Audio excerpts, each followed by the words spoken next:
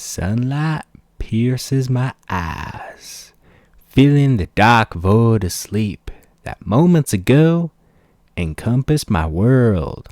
I pry them open while squinting through the bright light. I finally awake from the night's rest.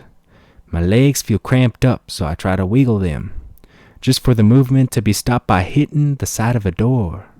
I move my other leg, and it hits the center console. I try to stand up and hit my head on a roof of a vehicle. I clutch the top of my head and become awake enough to realize I'm in a pickup truck co-owned by me and my best friend. I look out through a windshield and see a nice, cloudless morning with the sunrise cresting over the horizon and splitting through the trees. I bring up my wrists to my face to make out that it's 6 o'clock, so I sigh deeply and look over to my right and see my best friend, Johnny, sleeping with his bucket hat over his eyes. I straighten my cap, reach over, and shake his shoulder. "Johnny! Wake up, Johnny!" Johnny stays asleep, though I start lightly smacking his face.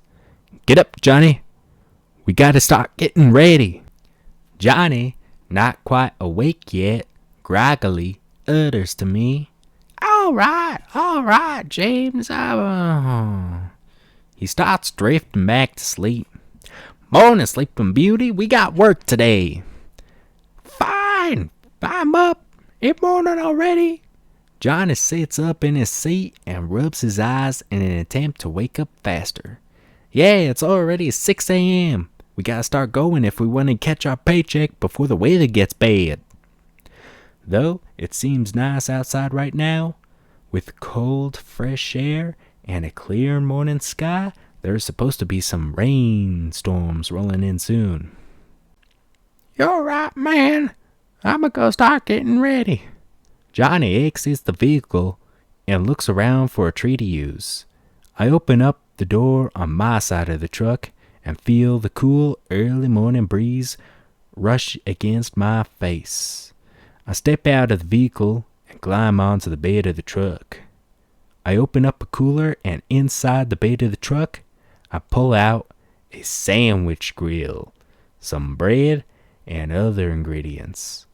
Now, for me to make the food of gods, something beyond the taste of mortals.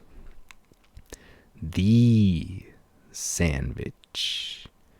I get out a paper plate and set it up, then first throw in the mini grill 2 slices of bread along with butter. After it heats up enough, I get it out some sour cream and spread it along the bottom and place some pickles, a mixed variety of peppers, tomatoes, lettuce, some spinach, ham, turkey, bacon, cheese, and I mean real cheese, some mayo, barbecue sauce with grilled onion and an egg sunny side up, of course with some seasonings mashed between the buttered bread and placed back into the mini sandwich grill, made hot and crispy. I pull out the holy creation from its vessel as it steams in the cold morning air. I take a bite from such a wondrous creation, and its flavor explodes in my mouth. Juices leaking down onto my chin. True paradise in the palm of my hands, with a blessing of flavors drowning my tongue, and just as quickly as it started, it ends, the sandwich vanishing before I can comprehend that I ate it that fast, though my tongue still hungers for that godly taste. But it is a hunger that can only be satisfied in a later time. For the moment, though, I make 2 more of these perfect creations. Johnny, done with his morning routine, comes over and sits down beside me and takes one of these sandwiches to bless his taste buds as well. Because from the two of us, I'm the only one who can successfully summon this creation. The mere smell of it and recollection of its taste, not allowing him to even utter a word. I take the third and get out plastic wrap and some tin foil to wrap up the sandwich and place it inside a paper bag along with some napkins. I take off my cap and store the breathtaking creation into it and fix my cap back onto my head. Johnny, after finishing his sandwich, pulls out 2 cold energy drinks we got from a while ago from the cooler. He hands me an energy drink and we wash down the holy creation we consumed. Johnny takes a deep breath and looks over at the morning horizon. "It's a beautiful morning, ain't it, James?" I breathe in as well, filling my lungs with the cool morning air, and look over at the sunrise, peeking above the horizon. Yes, it is, Johnny. Yes, it is. We finish the drinks and jump back into the pickup. I start up the engine, and after 2 tries, it roars to life. I turn the pickup onto the road, then me and Johnny drive off. Johnny watches the scenery fly by in the passenger window. "Do we know what we're dealing with this time, James?" "Not sure, Johnny. We do know where to go, but nothing really about it was on the file." "Them government guys probably have more detailed file on it somewhere, yet they couldn't be bothered to put in a little hard work and actually look." "Good point, Johnny. But then again, if they actually put in hard work, they would have done jobs like these themselves and rob us of work." "Yeah, I guess you're right. This job ain't too bad, and there's nobody I would rather be working with than you." "Agreed, Johnny. This job wouldn't be the same without you." During the drive to the location, the clouds started to dot the horizon and grow in mass, spreading ever closer and staining the sky with its looming darkness to come. Soon the exit to our destination appears, and so I veer the truck onto the dirt road driving into the woods. The clouds have finally rolled in and a light fog starts to surround the area. I finally reach near the location and pull over to the side of the dirt road. Johnny opens up the passenger door and swings out, to which I do the same. "Johnny, come here." "What is it, James?" As he walks on over to where I stand. "Look, that right there." I point at our small gray pickup truck.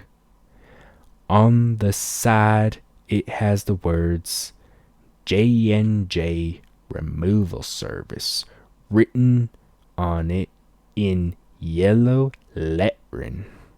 The 2 J's standing for me, James Johnson, and my best friend, Johnny Jones. Can you believe it, Johnny? The start of our own company like we dreamed. "Indeed, James. This is a beautiful sight, and I know someday we might have a building with our names on the side." The perfect dream indeed. I take in a deep breath of the cold, damp, fresh air that surrounds us. Damn, this air refreshing like a drug, wouldn't you say, James? "Hell yeah, Johnny. This is a wonderful day. Couldn't imagine being inside on a day like this. The air's so fresh. It's like a reward for those brave enough to be outside despite the warnings of the oncoming storm. After embracing the welcoming air, me and Johnny walk over to the back of the pickup and open up the bed. We open up a plastic green crate and took out our PPEs, which stands for Personal Protective Equipment. The gear consisting of a mask, some gloves, and an outer layer of overalls. James, since we don't know the threat level of the thing we're finding, should we bring our toys? I agree, Johnny. It's best to be prepared. Me and Johnny reach a bit into the truck and pull out a big metal box. We open it up, revealing the two most beautiful things in our possession. Like children at Christmas, we squeal at the sight of them. Their names being Messy and Bessie, two backpack warm pressure washers, though not just any pressure washers. They were filled with the special, but luckily cheap, chemical concoction made to take out whatever we may find. What the chemicals do is when in contact with the runway experiment, it gets absorbed by the special biological matter that they're made of, hardening their flesh and effectively turning them into statues. When experiments were running around everywhere, they were treated as a national crisis, leading to mass production of the chemical as a cheap way for civilians to defend themselves if they come across any experiments. The statue versions of these monsters are quite valuable to both the government and private companies whose funding comes from research, containment, and an effort to combat their population, as far as I know at least. I dawn on Messi while making sure she's in full working order. Johnny does the same with Bessie, and we start heading towards the structure, which is a large storm drainage system that runs under a massive hill. In the past, the storm drain would make sure that high amounts of rain would not overflow a small town behind the hill, although the town had been abandoned not too long ago, actually. Not sure why though, but my assumption is that not too many people liked living there, but hey, ain't our business. We reached the mouth of the storm drain tunnel system, and it's a pretty large tunnel system at that. This place would probably be the best place for things to hide, since as long as it does not rain, it provides plenty of shelter and wouldn't be a bad place to sleep. Or a great place for something that wants to remain hidden. James, this place is large enough to be an underground village. It's gonna take a while till we locate whatever this is, wherever it may be. I understand your concerns, Johnny. This is admittedly a huge place, but we're just gonna have to try anyway, since we're a bit low on money. Besides, nothing can hide from us. Yeah, guess you're right, James. Just want to be a bit quick with this one. The storm seems to be a bit bigger than it was on the news. Johnny, we are the best. I'm sure we'll find this thing and make some easy money. Then we'll one day have our own building. Especially when we're able to afford better equipment, then we'll take out some real monsters and make big money. All right, James, I'm ready to, let's go get this thing. We entered the tunnel system and it quickly darkens around us. So we turn on our headlamps. Inside, the light from the outside is gone and a void surrounds us, only being broken by our light. There isn't much to hear either. With the deathly silence, only being broken by our boots hitting against the concrete floor. However, it would be wrong to say that it wasn't just an endless void that, when illuminated, revealed a concrete maze, as there was graffiti that would decorate the walls every couple 100 feet. One painting was about an airplane fighting off a giant. Another was about the sun snorting up an entire planet. And with a closer look, the planet seemed to have a landmass that seems to represent a weed leaf. A bit further down the tunnel was a painting of what seemed to be the silhouette of a man, but it had no detail other than that. "James, look at this one over here. I'm betting it didn't go so well." He was pointing out another painting, and so I walked over to check it out. It appeared to be a pink heart with something written on the inside, but obscured with scribbles by what seemed to be black spray paint. The scribbles didn't seem to be done very well, so with the squint, I could roughly make out its contents. Divina, and Gerald, forever. With that same pink paint. My guess is probably they were a couple of teenagers who had an emotional and quick relationship, since only a young teen would think to paint this and here of all places. To add, if it was a long relationship, it would be likely that they would either forget or ignore the painting. Also, the scribbles are almost sloppy, so I believe the one who scribbled it did so out of emotion. "You got all that from a painting, James?" "Well, it's an educated guess." "Come on, James. Let's get going. If I knew you were gonna analyze that thing like a machine, I wouldn't have mentioned it. You know the storm outside seems to be a bit bigger than what was stated. We're in a storm drain, of all places." "All right, Johnny, I'll get going." Up ahead, the tunnel system did seem to branch off somewhere, and at its entrance seemed to be another painting. Me being me, I couldn't resist and walked on over to the painting, as it seemed almost reflective from the light of my headlamp. That, of course, piqued my interest, and I took a closer look. It seems to be a large splotch of black paint that almost looked like it was still wet, though it didn't seem to end. Now it has my attention.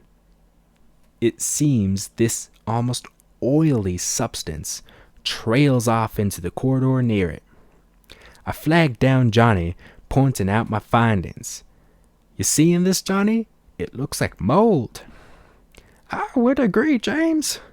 We can't even see all of it from here." For context, mold is one of the many variants of experimental monsters that exist. They are on the lower end of how dangerous these things can be, but their size can greatly vary, and with that, their strength.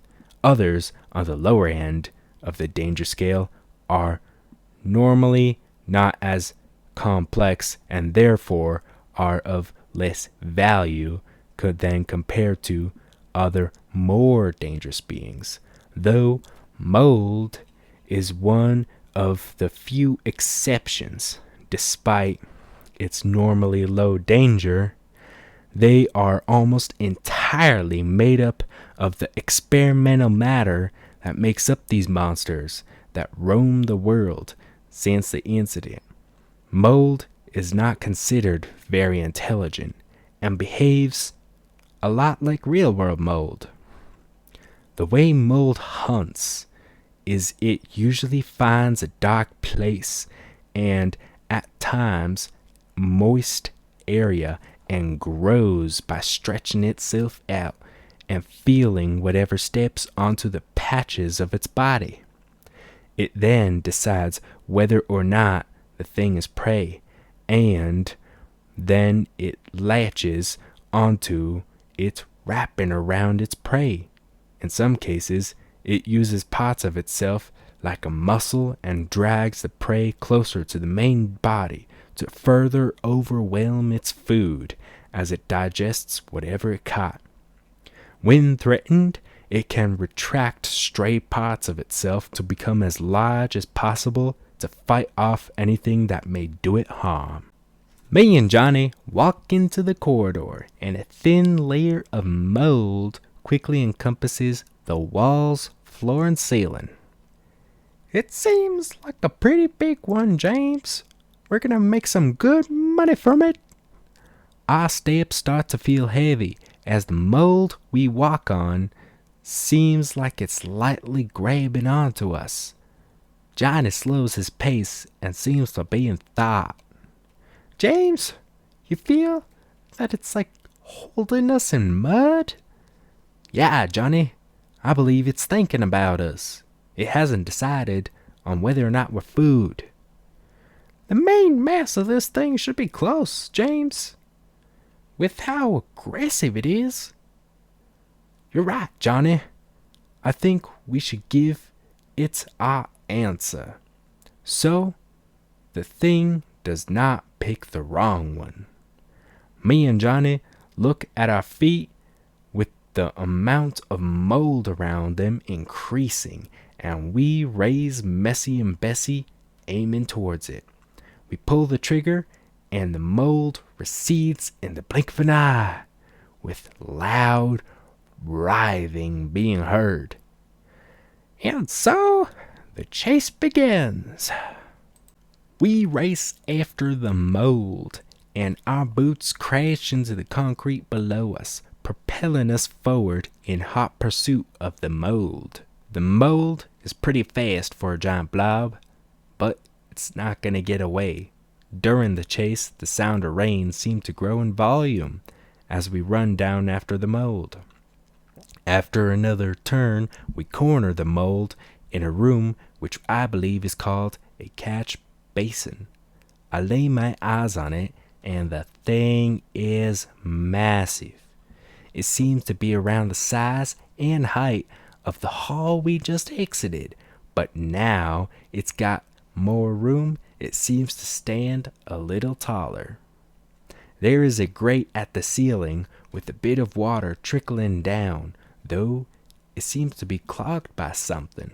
The mold reaches out to the grate while me and Johnny raise our pressure washers. But before we can fire, the mold disclogs the clog? No, wait, it absorbs it. It had part of itself here the whole time building up water. Did it plan our arrival? This shouldn't be possible, at least not to my knowledge. But it's frightening. Water rushes through the grate, rapidly flooding the basin, sweeping us and that thing away like paper boots in riptides. I slam into one wall and quickly another. I get forced underwater and slam into the ground, bending the nozzle of Messi, with another slam further hurting her. I am thrown into yet another wall and settle down on the ground as the water dies down a bit, but still continues its momentum. In a daze, I lift my head up out of the water. My body aches. My head throbs with pain. I look around to see that I was pushed all the way to the sun graffiti painting. I don't see Johnny or the mold, so I'm reinvigorated with adrenaline to try and see either, though none are in sight.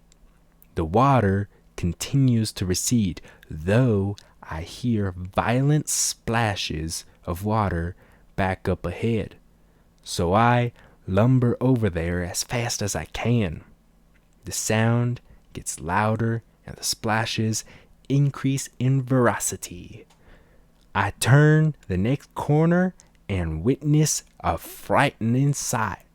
The mold is wrapped around Johnny's lower body, on him like a hyena, while Johnny holds Bessie in front of himself like a barrier, violently pushing the mold away. But, by the looks of it, Johnny does not have enough room to point the nozzle towards the mold.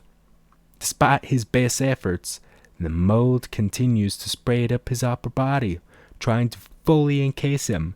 I raise Messi and pull the trigger in hopes that despite the damage, something comes out. But nothing does. I pat myself down in search of something, anything that I can throw at this monster to get its attention off Johnny. My hand is, for the most part, coming up empty, but lands on my hat. I take off my hat and pull out the sandwich. I unwrap it from its protective layers I put on it earlier, and despite the fact it's slightly smashed, it was still kept dry from the water. I hurl it at the monster, and its godly contents spill out across the rear of the mold.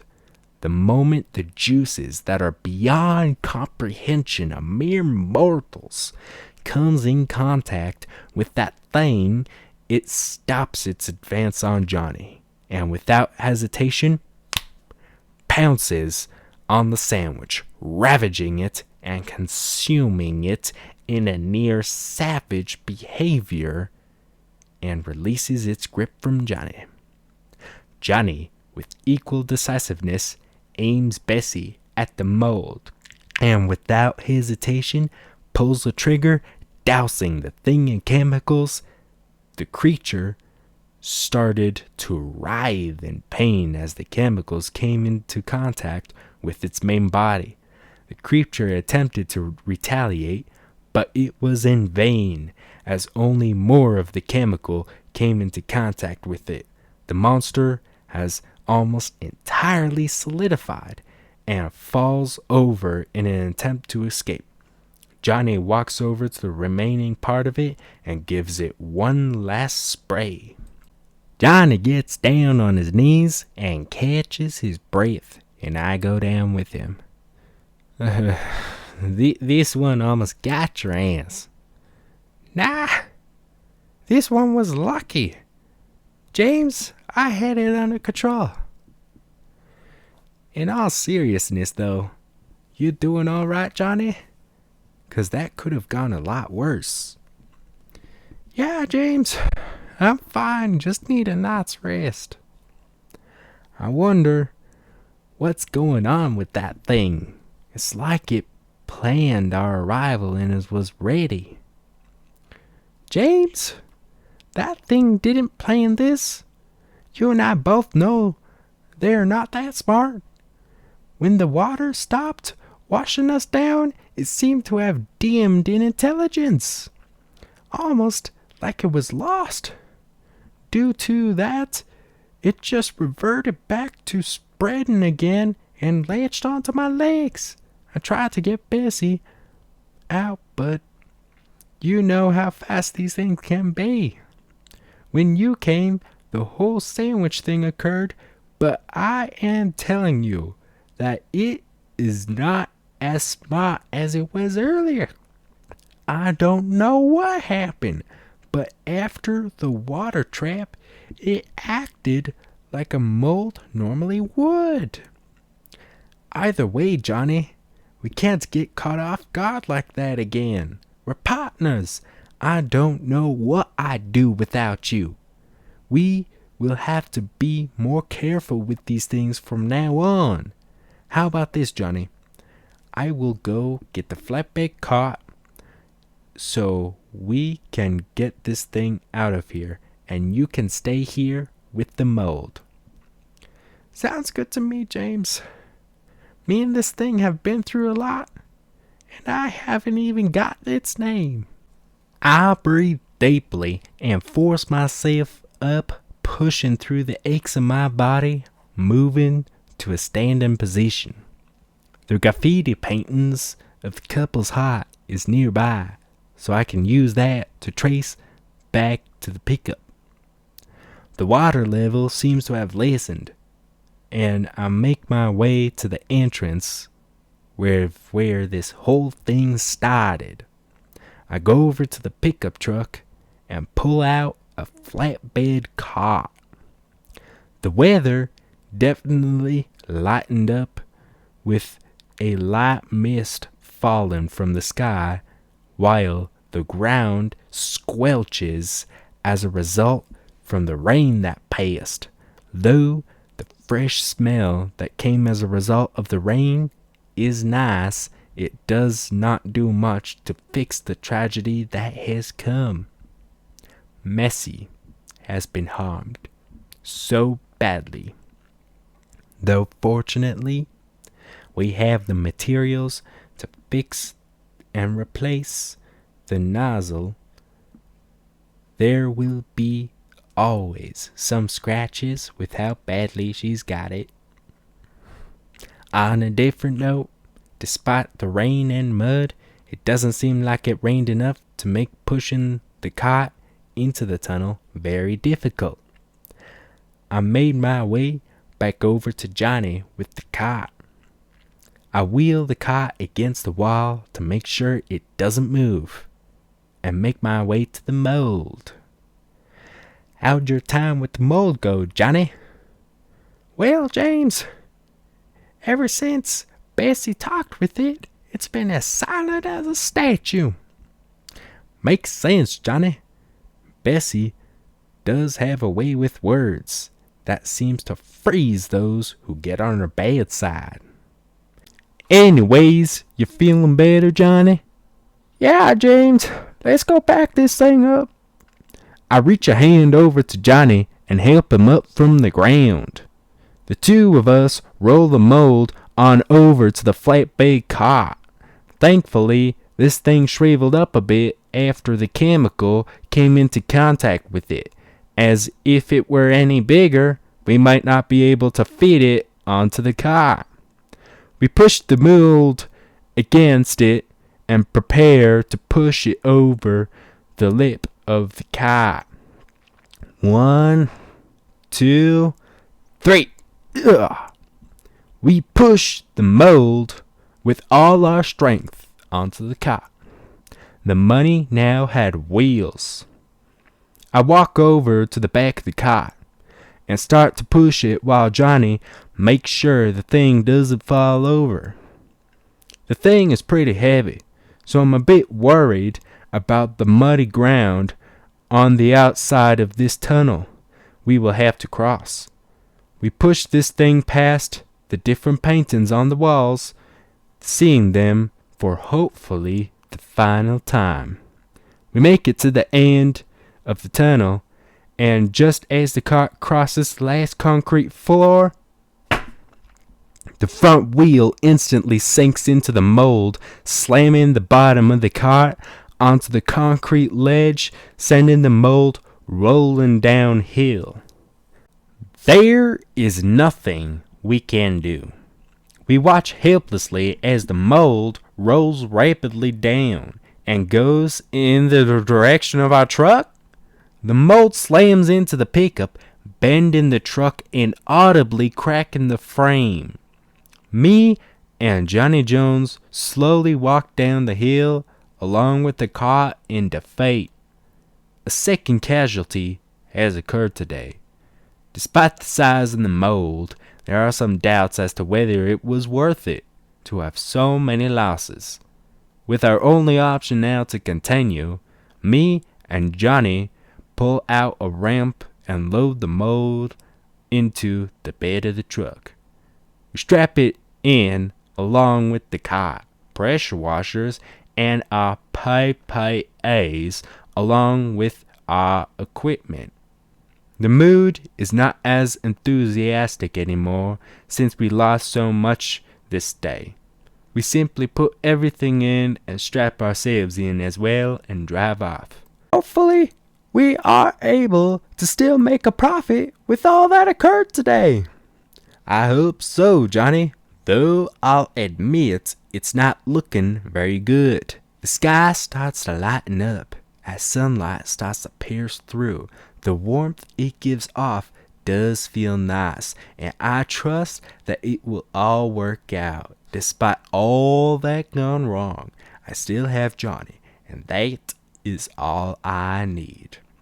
Johnny reaches into the glove box and pulls out a phone, where he calls the buyer for this thing we worked so hard to get. We have captured the specimen and are ready to deliver. Good. Deliver it to the drop-off at once. We can discuss things further from there. The buyer hangs up and Johnny puts the phone back to its place. I'm guessing some new toys will have to be held off for now, but hopefully the next job we get goes a lot smoother. We just need to learn from today, Johnny, and I am sure that we will be prepared for it next time it occurs. With that in mind, we then divert our course to the usual drop-off zone. In my opinion, as long as me and my friend continue working on our dream, this will be just memories of our origins. And there is nobody I would rather do this with. Johnny will get new toys and a company someday. We just gotta keep going. You're right, James. Let's go get our paycheck and a good night's rest. We turn on the radio and listen to whatever tunes and music are available. All the while, the large stretch of trees and plains of grass pass by. Unfortunately, there is nothing good on the radio, so I start to sing. If you wanna be a real man, you gotta get yourself a pickup truck. If you want a tool to transport big loads, you gotta get yourself a pickup truck. If you don't wanna leave anything behind, you gotta get yourself a pickup truck. It doesn't gotta be a big truck. It can be a little truck. As long as it's a truck. You gotta get yourself a pickup truck. You gotta get yourself a pickup truck.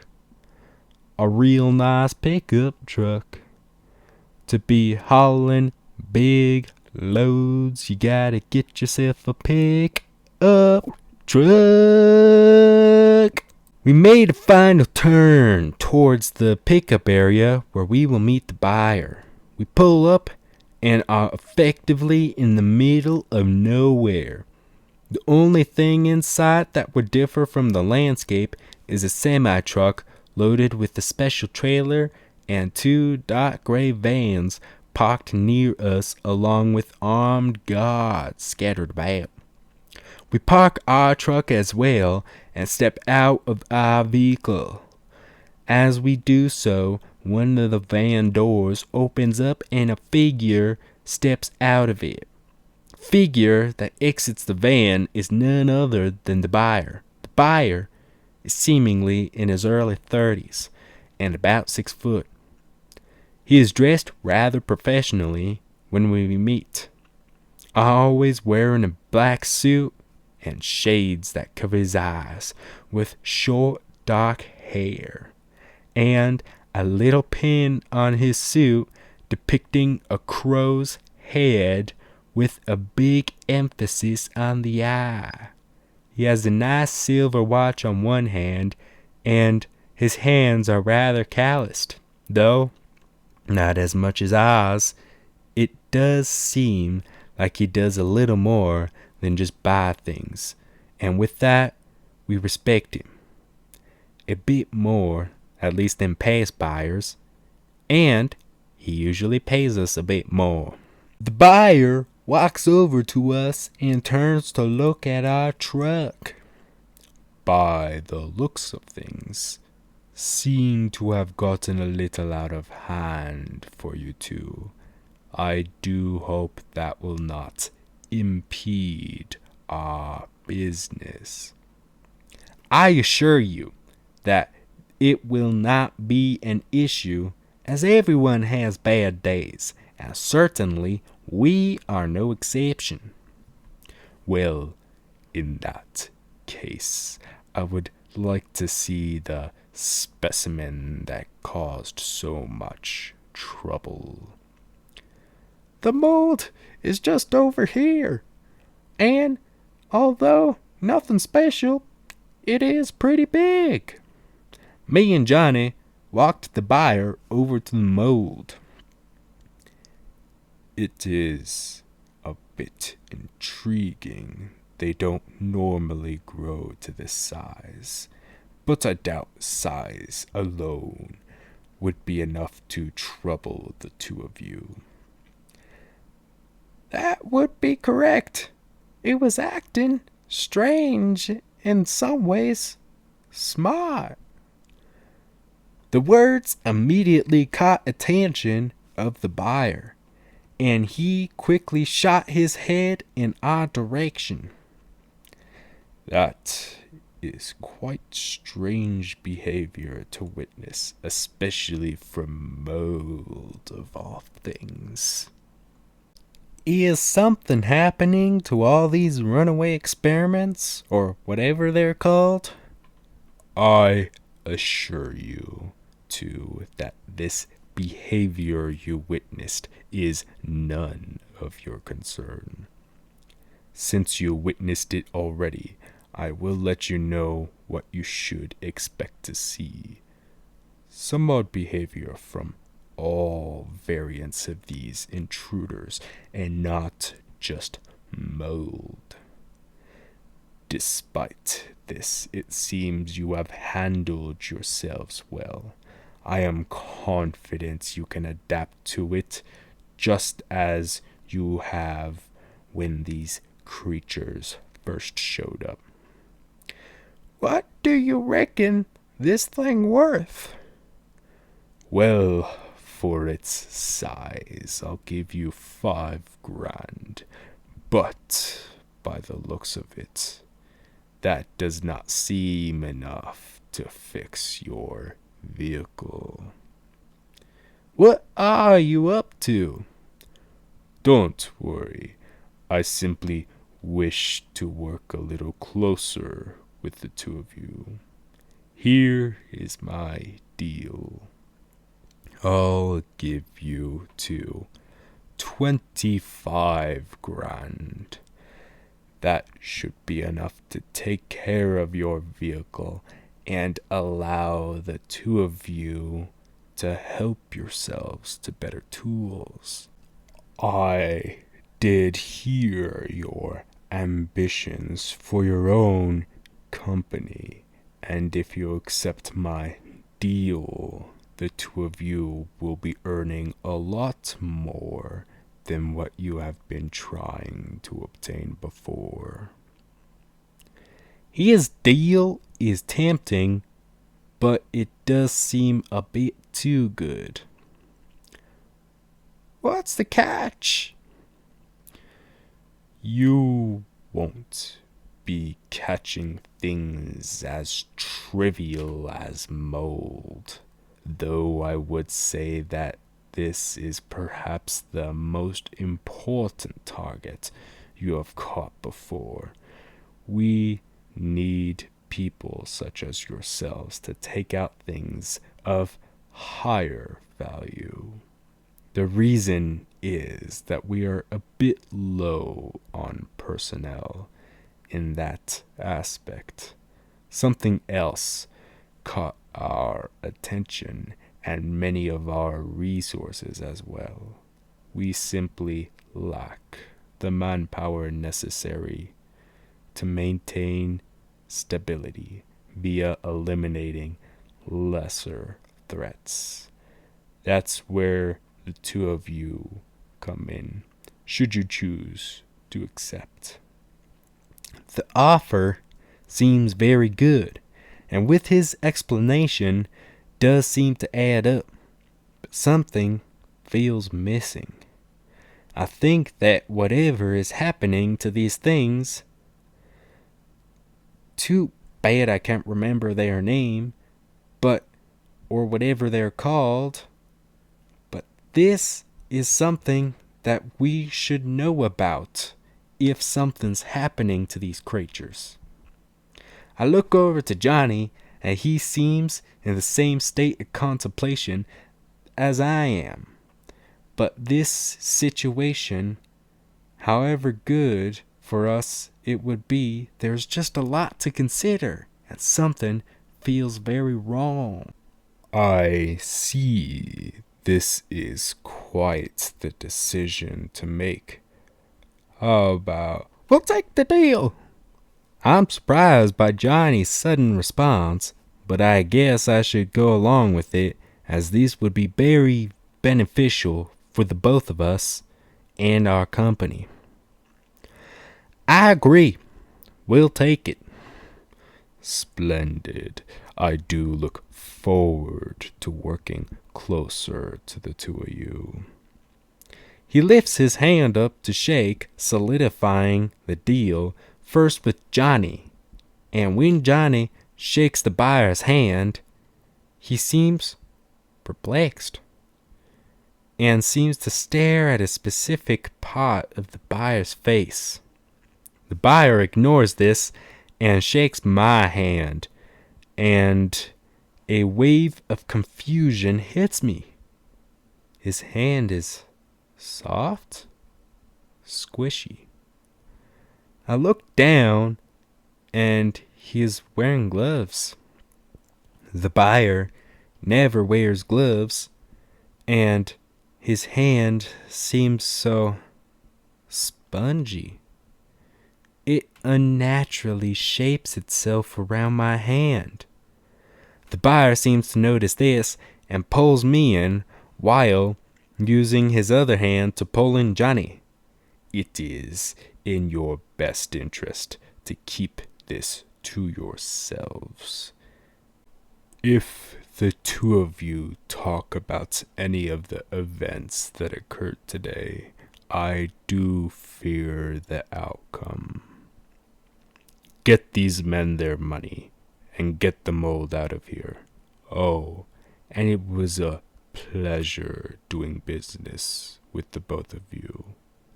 I will call you, and when I do, answer.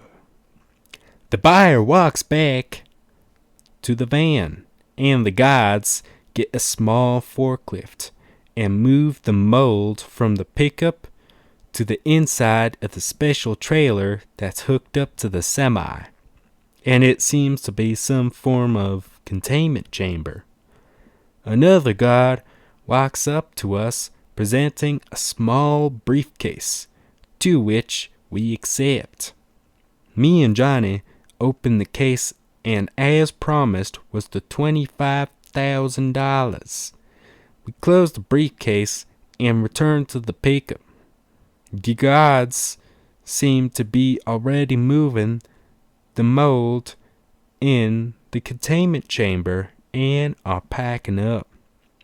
After the mold is secured, the guards enter their vehicles. They organize into a small convoy and drive off. I look over at Johnny and can clearly tell that something doesn't sit right with him. Hey, Johnny, did you notice anything strange about the buyer? Well, yes I did, James. His behavior is just as weird as that mold. And that isn't all. His face seemed to have a bit of makeup. Makeup? Did you not notice? He was wearing makeup on his face, but I could make out that his skin seemed grayish. I'm not sure how to describe it. Did you notice the thing with his hand? What's wrong with his hand? Well, when I shook his hand, it seemed almost squishy, and he was wearing gloves. I did notice the gloves, but I would say I was more distracted with his face. I guess it doesn't matter too much since we took the deal, and who knows when we will be called, so I hope we can get a good sleep. That's another thing, James. The buyer is not normal like this, and he definitely doesn't threaten us like he did. The longer this goes, the more confusing this gets. Johnny, we don't have many options, but this isn't necessarily bad, as long as what the buyer said is true. Besides, I don't know if we have the choice to go back anymore. The best we can do is just continue forward and prepare the best we can. You're right, James. It's just been an eventful day. Can we sleep at the motel or something? Of course, Johnny. I have no arguments with sleeping in a real bed. We usually sleep in the pickup to save money, but with how this day's has been, and all we've gone through today, I would say if we would need a day to make an exception, it would probably be today. With that in mind, we headed onto the road ourselves and shared a destination in mind. The clouds have dissipated quite well, and the sun is shining a tint of orange as the night's darkness threatens to come. Evening light dances through the trees as the sky dims and the light recedes behind the horizon. The last light to leave is a beautiful red and pink before eventually turning violet. The light from today has at last disappeared, along with the world of color, as all that remains is a void of darkness, only illuminated by the headlights of our steel chariot. Eventually, something pierces the veil of darkness, a small structure in the distance. The structure is rather welcoming, like a lighthouse inside an abyss. I haven't been at this place for a while. Yeah, Johnny, it's been a good while. I do hope we are welcome despite what happened last time. We exit the road and turn into the dark parking lot of the building. The pink neon sign illuminates through the windshield. Poppy's Pancakes Gas Motel. Me and Johnny exit our vehicle with cold night air hitting our faces. There aren't many parked cars right now. In fact, I'd say it's rather empty for the moment. Me and Johnny walk over to the reception desk with dirt and gravel crunching underneath our feet. On the window, a little sign is that says $55 a night. I knock on the window in hopes of getting the attention of the receptionist. There isn't much of a response, so we knock again. The window for the receptionist is a little dirty, but I can still see through it. It seems like someone is sitting on a chair faced away from us, and their hat pulled down over their face. Johnny knocks on the window in rapid succession in an almost offended response. Quit your shit, I'm coming, you impatient little... Oh, great. It's you, too. The receptionist looks at us with disdain on his face. He's an older guy with balding and gray hair, though he seems in relatively good shape, as most would need to be in this world. He has on some denim overalls and what used to be at least, white socks. What you want from me? Well, we are looking to stay for a night, and this is the only motel in miles. Well, that didn't seem to be a problem for the two of you for a little while. So why you two bothering me? Well, we had an eventful day. I need a place to... Oh, you had an eventful day? Well, the last time you guys were here, you nearly burned this place down. I don't even think making up excuses like a leech was trying to latch onto anyone, since those kinds of creatures wouldn't dare set foot on my motel.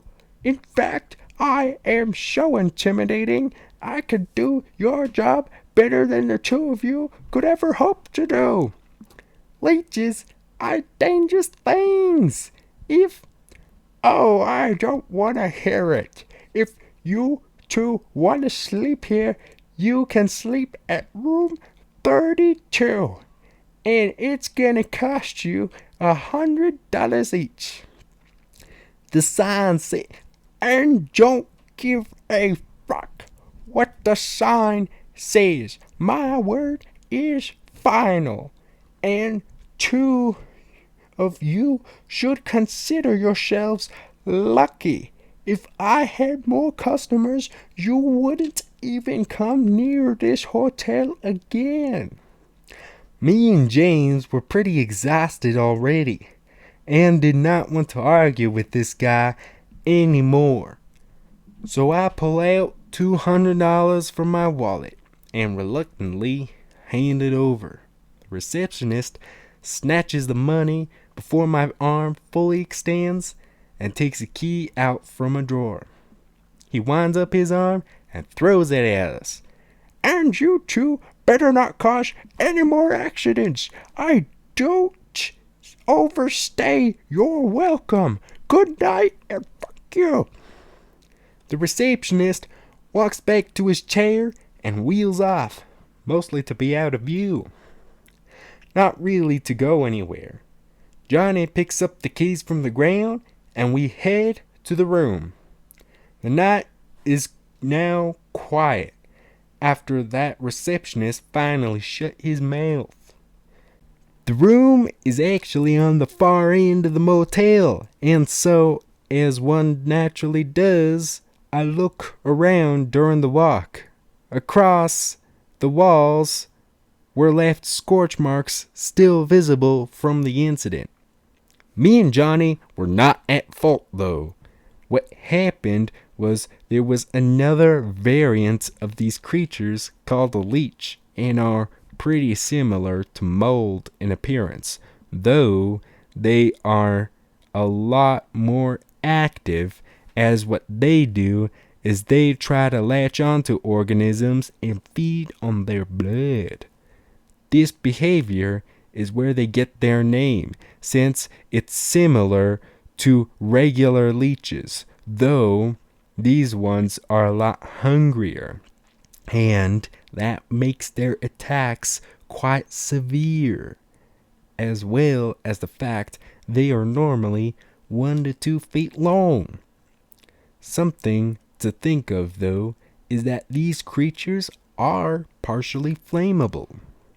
This was a little before we had Macy and Bessie. We normally would use a net to catch these small things before we had the pressure washers, and for this we had a hairspray with a lighter ready to use in case it would try to attack. We had it cornered, and it decided to leap towards us, and Johnny used the hairspray as a homemade flamethrower trying to force it back. Instead, it shot through the flames and skittered behind us. It ran across railings and stairs, setting ablaze, left out clothes, mats, and anything else flammable. Me and Johnny chased after it, and it leaped into a dry bush that was along the side of the motel. It quickly burned itself, ending the pursuit, but the fire was starting to climb the walls. Me and Johnny quickly went into action to put out the fire. but a fire truck was luckily at the gas station nearby and was able to contain it. When the receptionist came out to see the commotion, we did not look very innocent with the lighter and hairspray. Anyways, room 32 is just ahead, and from the outside, the door was wood and remains of what seemed to be reddish paint decorated its exterior. We slide the key into the lock and turn the knob. Inside is just about what you expect if someone was not a fan of you. The room is rather small. Actually, it's one room with no windows, a couch on one side, and a mattress laid on the floor across from it. At least it's better than the truck. I guess so. You wanna take the mattress, Johnny? I think I might. Well, good night, James. Good night, Johnny. I lay myself along the small couch and wait for sleep to take me. Part of me still thinks something is wrong about today in general. Something big, but there's no point worrying about it now. It's best I get to sleep and worry about it later. Besides, as long as I got my best friend, what could go wrong?